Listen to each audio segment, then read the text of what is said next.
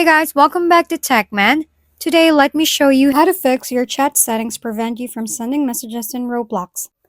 I ran into this message in Roblox once that said your chat settings prevent you from sending messages, which can be confusing when you're just trying to talk with friends in a game. The fix usually comes down to checking your communication settings. I opened the Roblox app, tap the More menu, then scroll down to Settings. From there, I'll go to Privacy and Content Restrictions, where Roblox keeps all the chat controls inside that section. There's a communication area that manages things like experience chat and direct chat.